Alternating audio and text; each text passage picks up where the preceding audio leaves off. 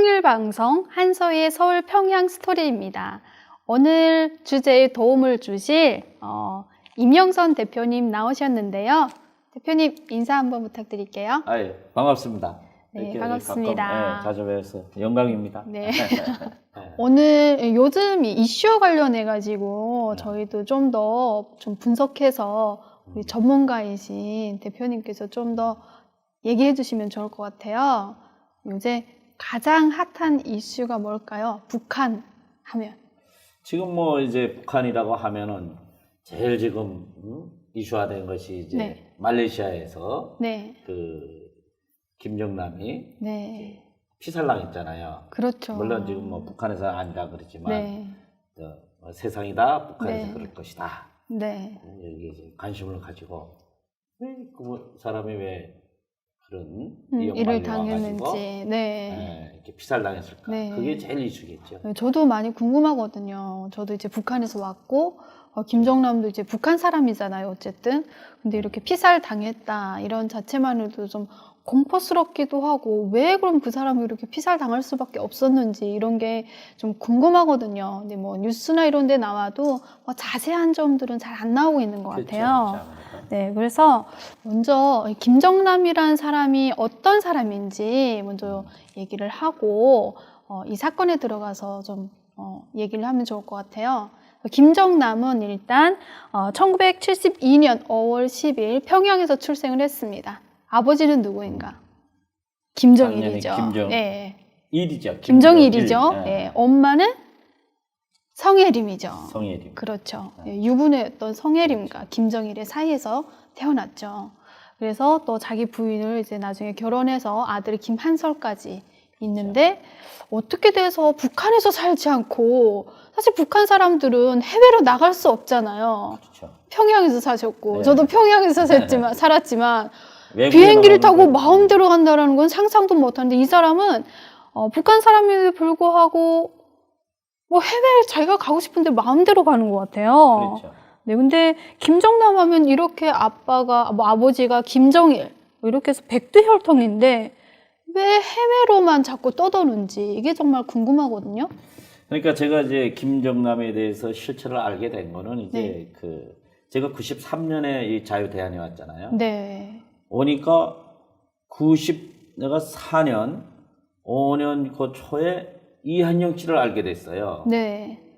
김정남이랑 같이 생활했잖아요. 이한영 씨가 그러면 김정남의 어떻게 되는 건가요? 김정남과? 그러니까 이한영 나보다 3살 위더라고요. 네. 내가 형을 네. 했거든요.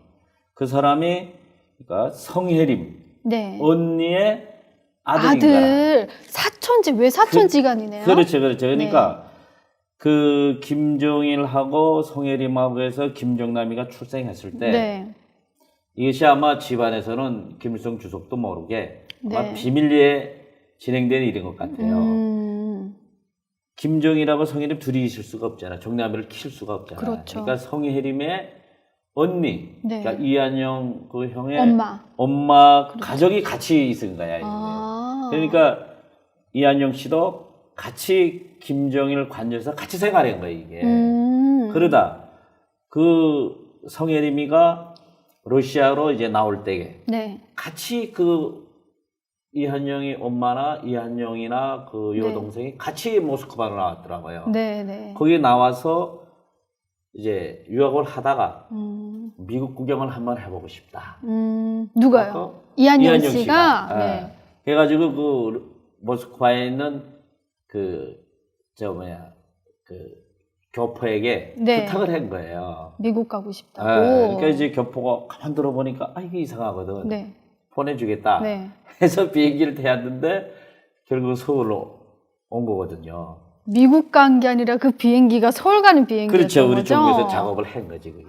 그때 당시 안전기획부죠. 그럼 이한영 씨는 사실 한국에 오려고 했던 게 아니라 그냥 미국 구경을 하고 싶었는데 아예 그렇죠. 대한민국으로 자유를 찾아서 오게 된 계기가 됐네요. 그렇죠. 와가지고 한양대학교에서 연구경학과를 졸업하고 KBS에서 PD 생활하다가 한창 아파트 재개발 붐일 때에 거기 사업에 뛰어든 거예요. 거기서 망한 거예요. 나처럼 대표님? 조그맣게 막으면 괜찮은데. 네, 대표님, 그 사업 얘기는 그만하시고요. 지금 네. 우리는 김정남에 그렇지. 대해서 얘기하거든요. 그래서 그렇게 하고 있던 찰나에 이제 나랑 이제 93년도에 이 대한민국 와가지고 네. 막 언론도 타고 막 그러니까 네. 연락이 온 거예요. 한번 만나자고. 하니까 그때 당시에는 자기가 그런 사람이랑 얘기를 안 했어. 예? 이름도 다 바꾸고 성형수술하고 있다는 거를. 한참 친해지니까 얘기를 하더라고요. 백두혈통이다 이런 얘기만 하고. 김정남에 대해서 그때 얘기를 하더라고요. 사진도 조그만 거 하나. 그럼 외사촌이면 굉장히 친했겠어요. 그렇죠. 깜짝 놀랐지. 그래서 그때 보니까 김정남이가 그렇게 출생을 해가지고 이제 그때부터 외국 생활을 한 거예요. 그러다 이제 그 송혜림 자기 엄마죠. 네. 이제 사망하니까 네. 이제 이제 외국으로 네. 전전을 했는데 참 재밌는 것은 그래도 김정일이가 어차피 아버지잖아. 그렇죠. 김정남한테는 꼼짝 못했대. 이제 평양에 있는 김정일하고 모스크바에 있는 김정남이하고 전화하는 내용을 이미 도청에 거 띄는 모양이에요. 중국단이나 그거 다 이제 할 수 있으니까 보면은 김정일하고 김정남하고 울면서 그 통화하는 내용들 보면 상당히 그 부자간의 관계가 아주 첫 아들이잖아요, 또. 그렇지. 그리고 이제 맞상주고 막 그러니까. 그런데 그 친구가 지금 이제 결국은 피살된 거죠. 그 아버지의 사랑을 듬뿍 받고 제가 알기로는 김일성도 김정남이를 그렇게 예뻐했대요. 그렇죠. 네, 그래서 막 외국 손님들이 와도 내 손주다라고 하면서 자랑하면서 막 안고 나갔고. 그렇죠. 어쩌면 북한에서의 최고의 그 계승자라고 할 수도 있잖아요. 북한 말로. 근데 왜 이 사람이 이렇게 해외로 북한은 안 들어가고 그렇게 뭐 누릴 수 있는 북한은 안 들어가고 왜 자꾸 해외로만 놔두는지. 그래서 그 이번에 피살 사건도 보면 상당한 미스테리 점이 많아요. 일반적인 상식으로는 그 사람을 왜 피살할까? 그렇죠. 노동당에서 그 뭐 하필 지금까지 그렇게 40년 넘게 외국에서 전전하면서 산 사람이고 우리가 알고 있건대는 매달마다 급여도 나갔거든요. 외화로. 김정남의 조직 지도부가 급여가? 그렇죠. 생활비를 김정일 위원장이 있을 때에는 김정일 위원장이 직접 사인을 했대요. 식비, 출장비 뭐 이런 세세하게 명세가. 엄청난 북한의 주민들이 피와 땀이 흘러나가긴 했군요. 그렇죠. 그러니까 그 김정남이가 생활을 좀 불미스러운 행동이 있고 하면 김정일이가 사인을 안 해주면 돈이 안 가는 거라. 그렇죠. 생활비가. 그러면은 김정남이가 화가 나가지고 평양에 막 들어와가지고 아버지한테 해보고 그런 경우도 목격한 사람들이 있더라고요.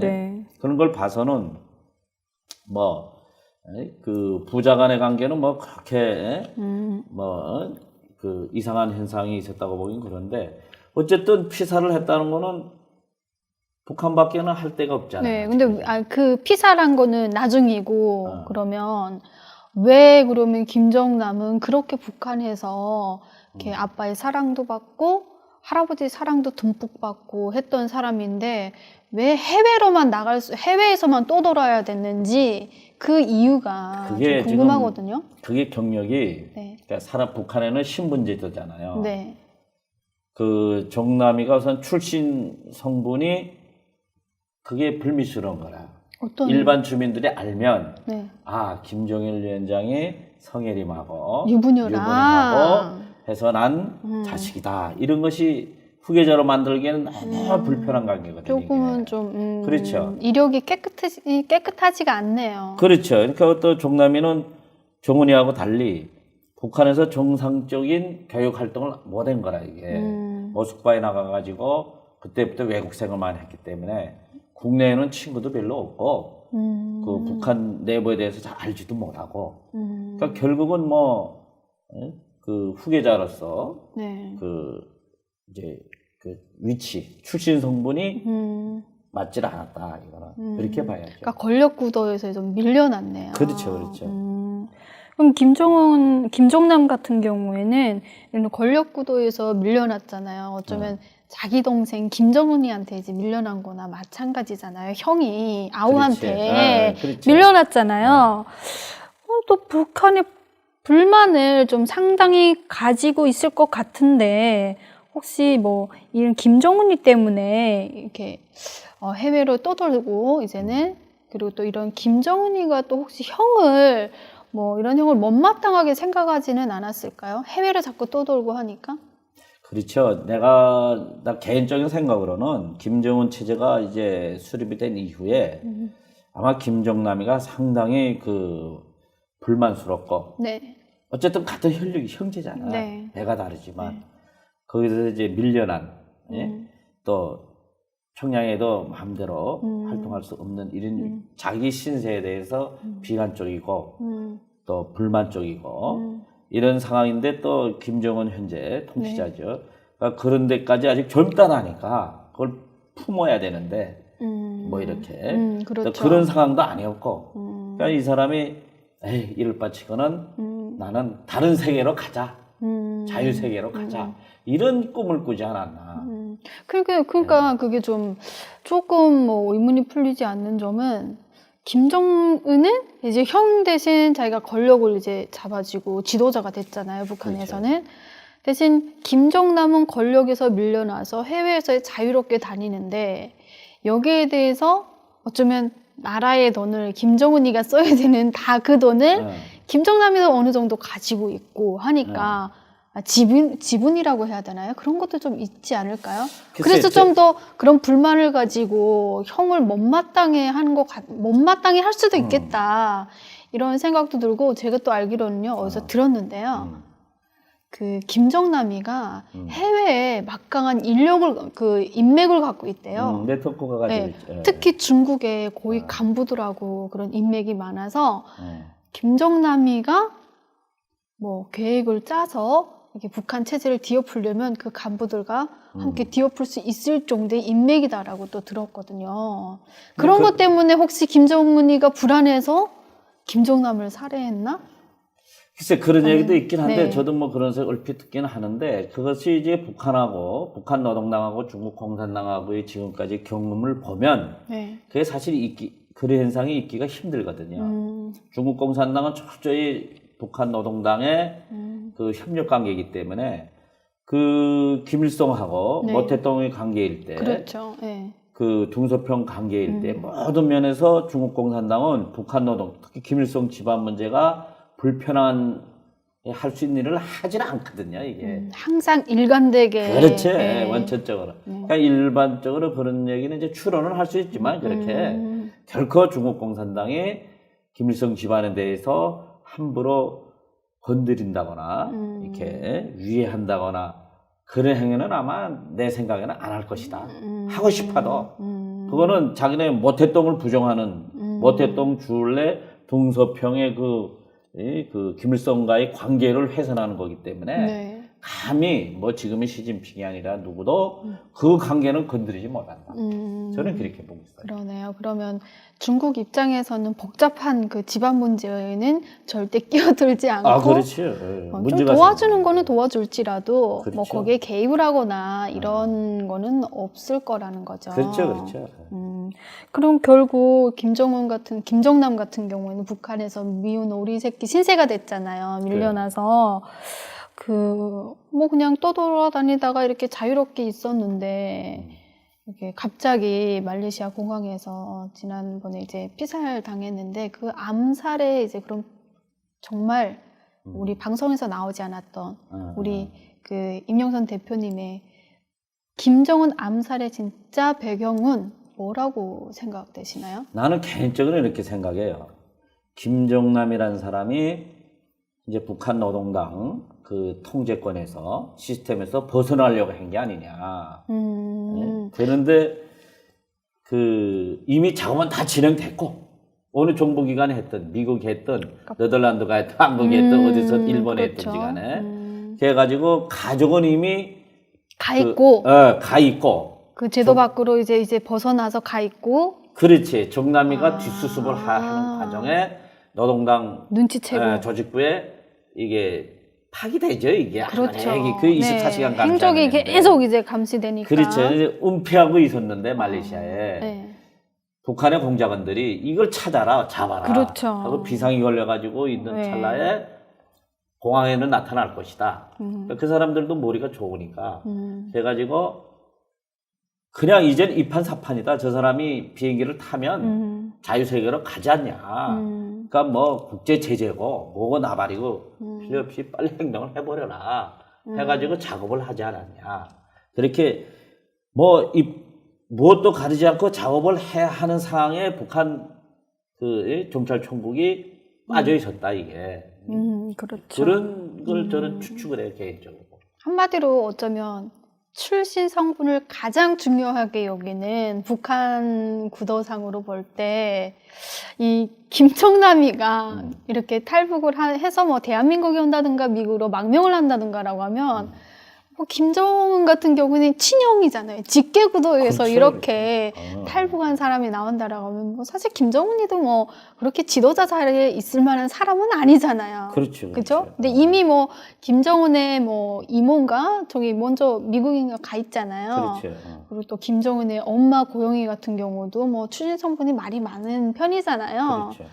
그래서 그런 것도 또 연관돼 있지 않나라는 제 개인적인 생각도 있긴 하거든요. 그 생각이 맞죠. 네. 만약에 정남이가 탈북을 했다 우리처럼. 단 한 가지만의 이유가 아니라 여러 가지가 김정남이는 김정은에게 되게 거슬리는 그렇지. 인물이었던 예, 거죠. 부담을 주는 거죠. 형이 아니라 인물이었던 거죠, 그냥. 그렇죠. 참 비극적이네요. 아무튼 지금 지난번에 이제 뉴스를 보니까 김한설 씨가 오늘 이런 그 인터넷 방송에 나와서 뭐 아빠가 피살됐다라고 해서 자기 여권까지 들고 나와서 이렇게 하는 걸 봐서는 정말 대표님이 말씀하신 것처럼 어딘가 지금 다 미리 이렇게 다 망명을 하든 뭐든 그렇게 돼 있는 것 같기도 하거든요. 그렇죠. 남아있는 가족이라도 김정남은 이젠 피살됐으니까 남아있는 가족이라도 좀 무사히 자유를 누리면서 좀 잘 살았으면 좋겠어요. 그게 사실이라면 뭐 미국으로 가겠죠. 네. 그 그래서, 가족은. 또 그렇게 가 있는 가족이 몇 개가 되니까.